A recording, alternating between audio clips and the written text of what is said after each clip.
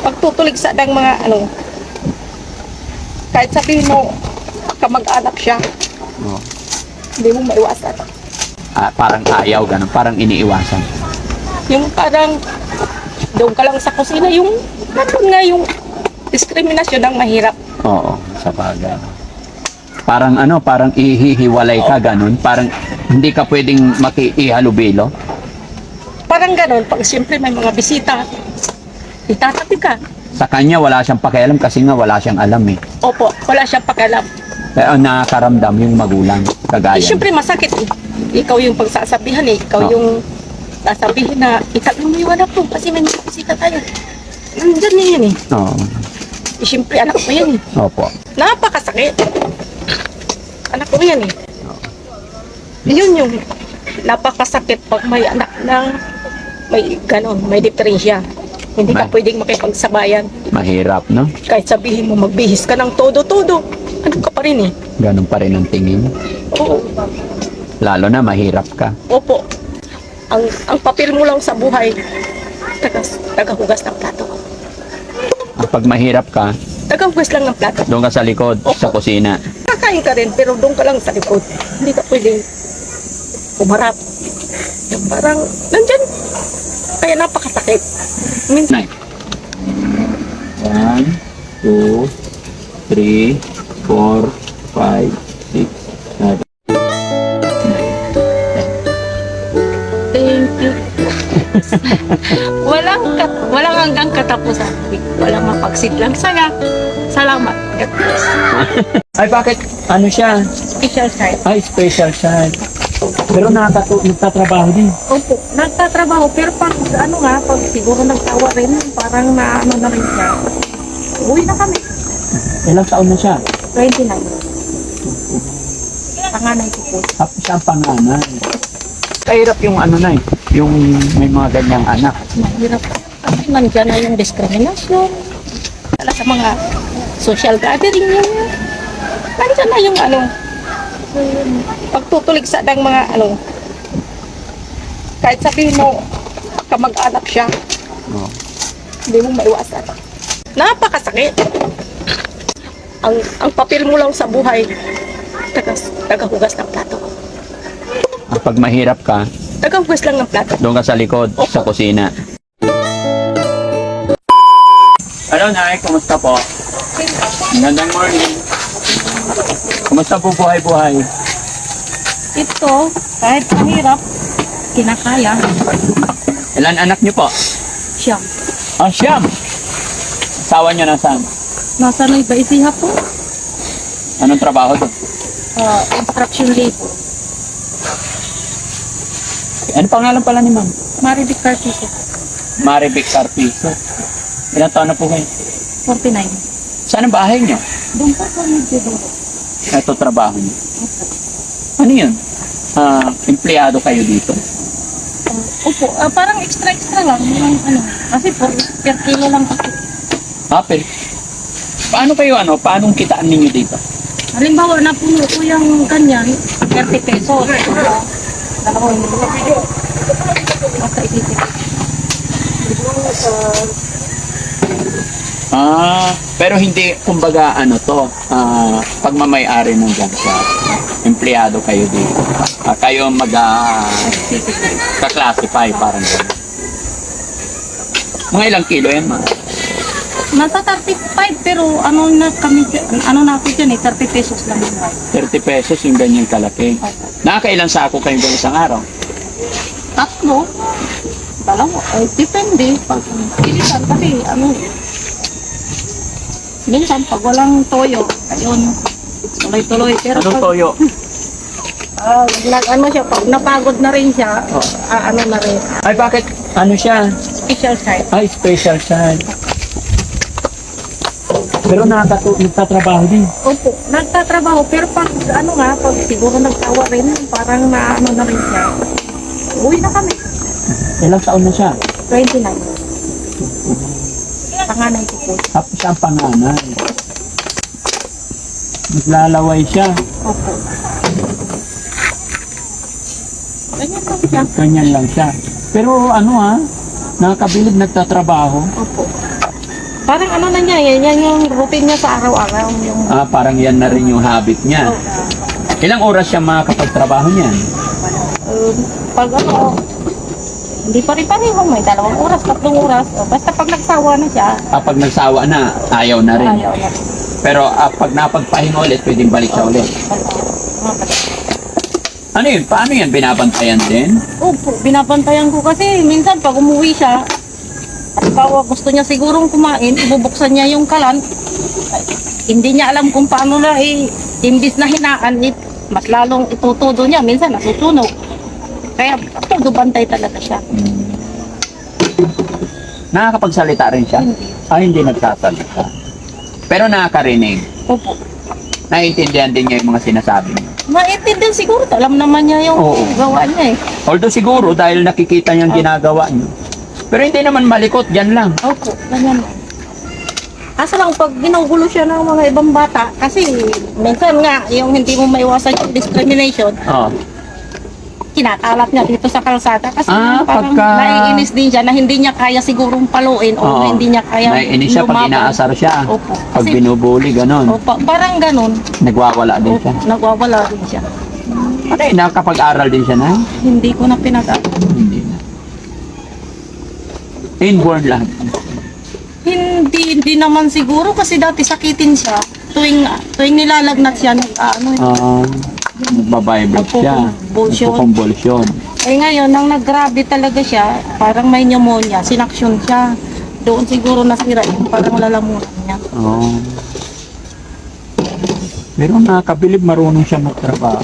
Opo, alam niya naman kung saan nilalagay. Alam niya i-classify. Ano yung tinuruan niyo siyang ganyan, magtrabaho? Hindi naman po. Sama-sama lang kasi siyempre kahirap nga po ng buhay. Hanggang sa na-adapt na niya. Gaano na kayo katagal nagtatrabaho dito? Yung katagalan na rin kasi doon pa ako sa kabila.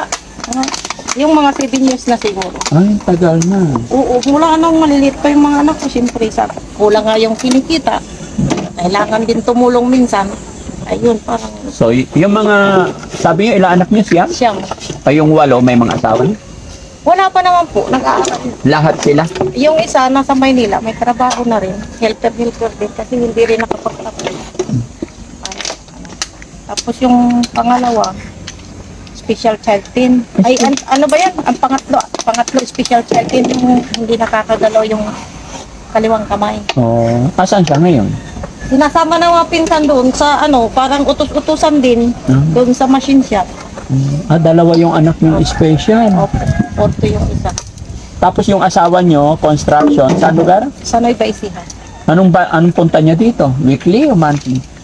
Minsan, 2 months kasi siyempre medyo mahal din yung pamasahe. Ay, ganun. 2 buwan.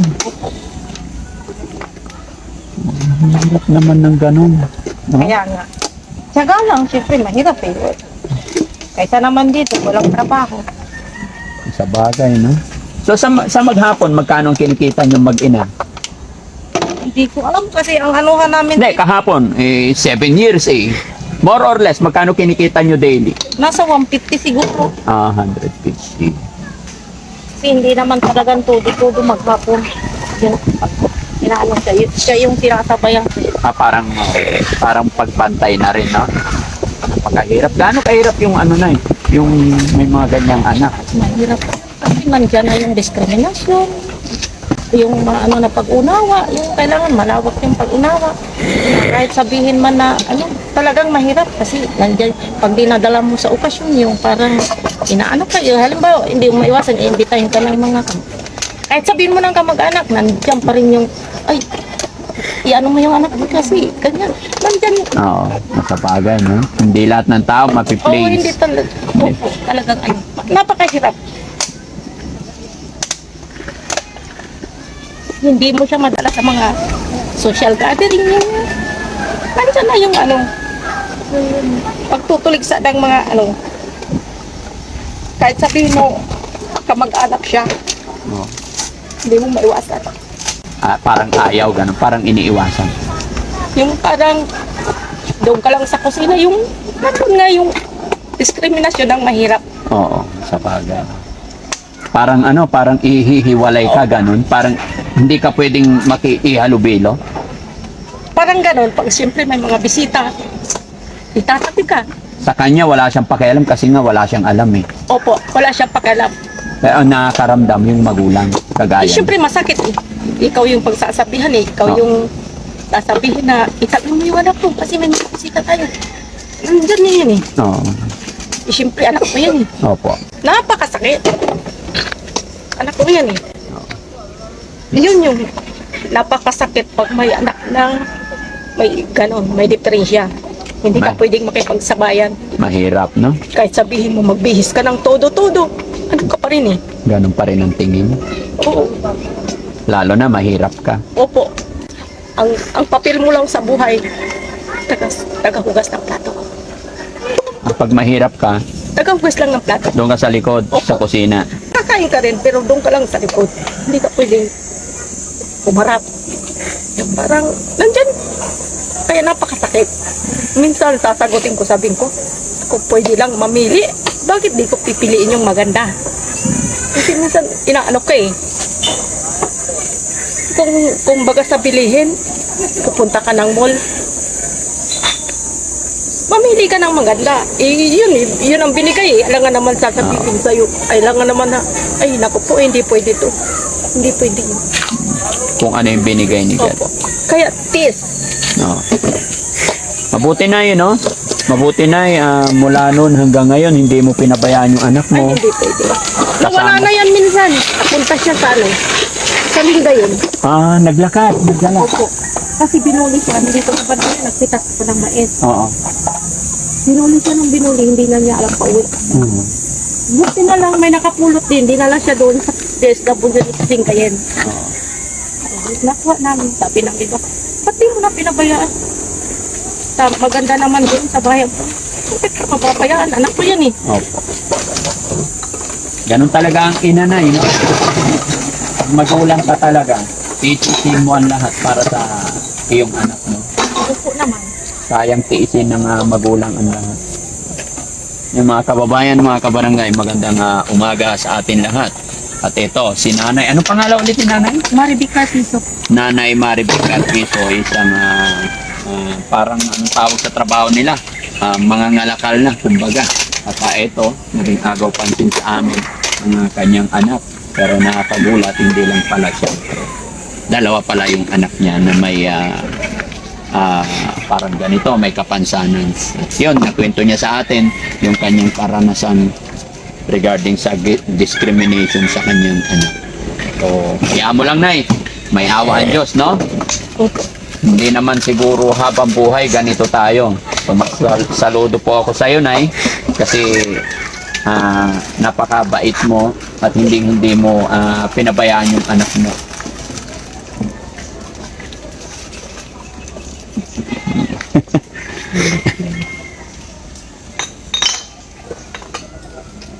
Sige, Nay. Salamat, Nay, at nakakwentuhan ko kayo.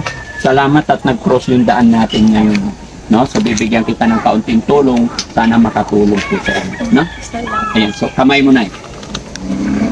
1, 2, 3, 4, 5, 6, 7. Thank you. walang hanggang katapusan. Walang mapagsidlang saya. Salamat. God bless. Para sa iyo, Nay, kasi napakabait mong tao. Thank you. Kahit na mahirap, kahit na ganyan yung anak mo, hindi mo sinusupport. Salamat po. Di ba? Parang si God. Si God, ano't ano man ang kakulangan natin, ano't ano man ang kasalanan natin, ano't ano man ang itsura natin, hindi nababawasan yung pagmamahal niya sa atin. Gaya ng ginagawa mo sa iyo. Ibig sabihin, pagpatuloy mo lang yan, may biyaya darating yan para